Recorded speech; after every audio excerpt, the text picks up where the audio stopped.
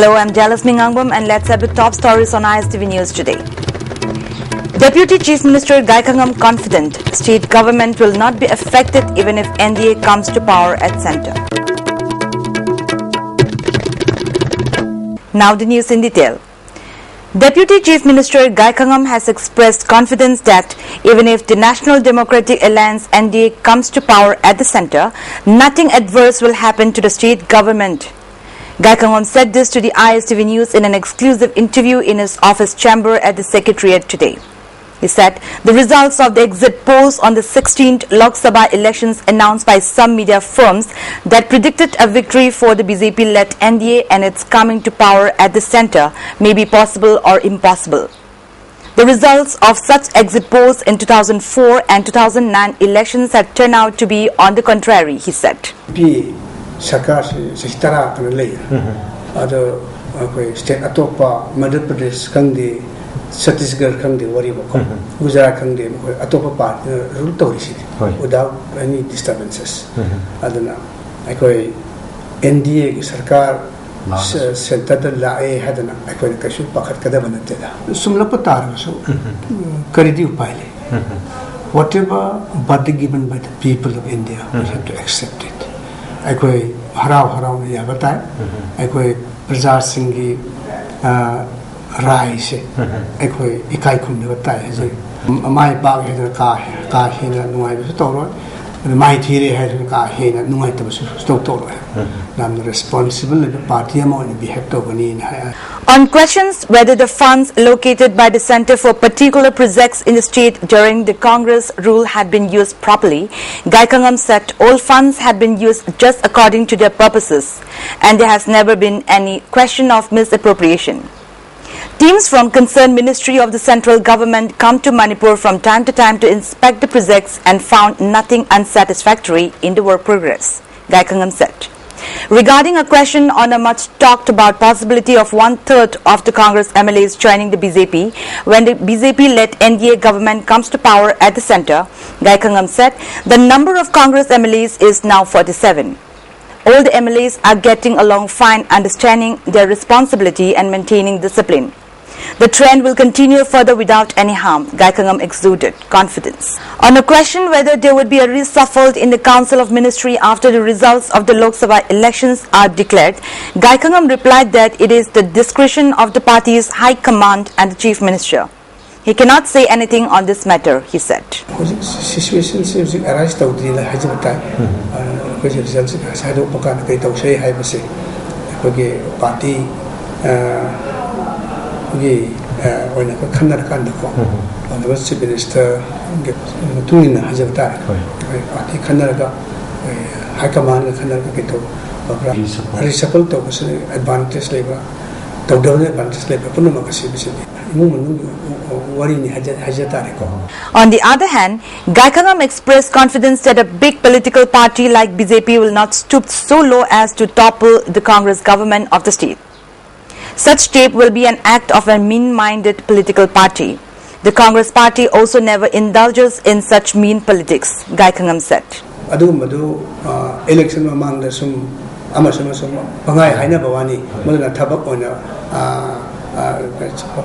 Pakakani Tajid, the Pakakatarabati, it is something unbecoming on the part of any authority.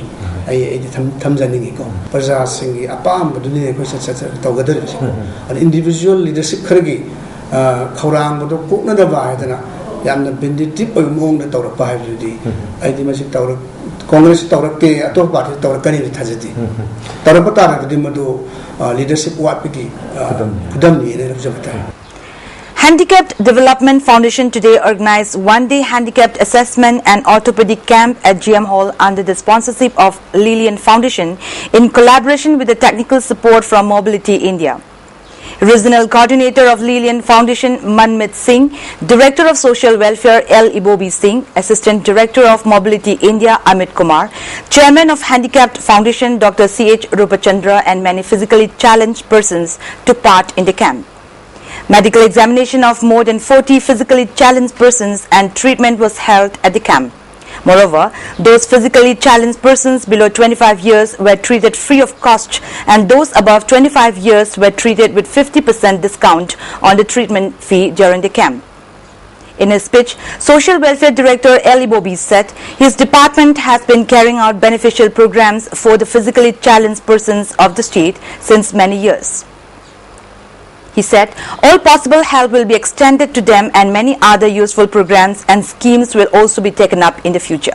3 explosive letters that highlight Mahatma Gandhi's deep concerns over the behavior of his eldest son Harilal will go under the hammer at an auction in England next week.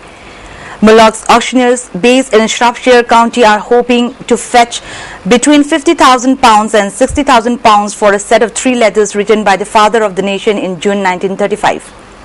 You should know that your problem has become much more difficult for me even than our national freedom, says Gandhi in one of the letters in reference to allegations of inappropriate behavior by Harilal. Manu is telling me a number of dangerous things about you. She says that you had raped her before 8 years and she was so much hurt that medical treatment was also to be taken. The letter reads in reference to Harilal's daughter Manu, who had come to stay with her grandfather at Sabarmati Ashram. The letters are written in Gujarati and are in good condition. These have come via descent from a branch of Gandhi's family to the present vendor. As far as we are aware, they have never before been seen in public, and as such, they provide remarkable new information on the troubled relationship Gandhi had with his son, Mullock said in a statement. Jayalalitha, the Chief Minister of Tamil Nadu, has expelled a leader from our party for suggesting that she will ally with Narendra Modi, widely expected to be India's next Prime Minister. K.M. Alaisami, a former parliamentarian from the AIADMK, said on Wednesday that Mr. Modi is a great friend of Jayalalitha, even if they may differ politically. If he becomes Prime Minister, then Madam Jayalalitha would like close ties, Mr. Malaisami had opined. He had been charged with bringing disrepute to the party. Jayalalitha, a former movie star, had not contradicted him yesterday, telling reporters, "Let's wait for the results, which will be declared tomorrow." Rahul Gandhi, the Congress party's chief campaigner in the national election, is being sharply criticized for skipping his mother Sonia Gandhi's farewell dinner for Prime Minister Manmohan Singh on Wednesday. Several Congress leaders today tried to defend Mr. Gandhi, saying he had met the Prime Minister before flying out of town. Rahul Gandhi met the PM before going abroad. There is no question of an insult, said the party's Satyavrat Chaturvedi. On Wednesday at Congress, President Sonia Gandhi's 10 Janpat Om top party leaders presented a signed memento to Dr. Singh, age 81. As the evening progressed, news that the 43-year-old Mr. Gandhi is out of station stunned not just journalists but even many Congress leaders, especially as election results are to be announced on Friday. The Shiv Sena today took a zibe at Congress Vice President Rahul Gandhi for skipping Prime Minister Manmohan Singh's farewell dinner. Calling Rahul a foreigner, Shiv Sena leader Sanjay Raut said Rahul comes to India only for a holiday. Rahul Gandhi is a foreigner. He comes to India for a holiday. When he is done, he goes back to his foreign home, Raut said. Mr. Gandhi's office issued a statement. Rahul Gandhi met the PM on Saturday to say that he won't be in town. He thanked him already. It may be dismal news for the Congress, but riding high on the back of exit polls findings, the Bharatiya Janata Party is in the mode of government formation. Despite a day left for the results, the BJP's top leadership is planning a grand welcome for its prime ministerial candidate Narendra Modi in Delhi a day after counting. The discussions on who will hold the key ministries if the NDA comes to power have started in the party. However, the BJP President Rajnath Singh says that ministers will be decided by the party's parliamentary board. Sources have told a news channel that, depending on numbers, the NDA may prefer to have a small union cabinet. But every ministry will have more ministers of state to establish a hierarchical structure to expedite decision making. However, the crucial issue remains what role veterans like L.K. Advani and Murli Manohar Joshi will be given. Sources close to Advani have said that he may take a constitution poll post like that of the Speaker of the Lok Sabha. Joshi is in contention for a key ministry, especially one of the top 4, which include Defence, Finance, External Affairs and Home. Jaitley is being considered for Finance and Defence, Sushma Swaraj for External Affairs and Defence Ministries, while Arun Sauri for a key Economic Affairs Ministry. Gadkari may get the infrastructure portfolio, while Karnataka strongman B.S. Yedurappa is the possible nominee for the agriculture portfolio. Reliance Industries chairman Mukesh Ambani's skyscraper residence in Mumbai is the most expensive billionaire home in the world, according to a Forbes list, which also includes Indian origin steel tycoon Lakshmi Mittal's houses in London. Mr. Ambani's 27-story, 400,000 square foot skyscraper home in Tilia, named after a mythical island in Atlantic, tops the Forbes list of the most expensive homes in the world. The title of the most Australia's expensive property in the world still belongs to Mukesh Ambani's Intilia in Mumbai, Forbes said, adding it is the world's most expensive home, far and away, with construction cost reported between in the range of $1 to $2 billion. The property has 6 stories of underground parking, 3 helicopter pads, and reportedly requires a staff of 600 to keep it running.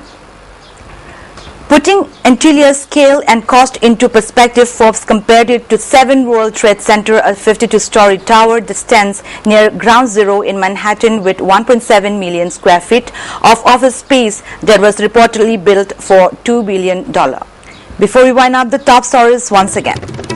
Deputy Chief Minister Gaikangam confident state government will not be affected even if NDA comes to power at centre. That's all for today, and thanks for joining us.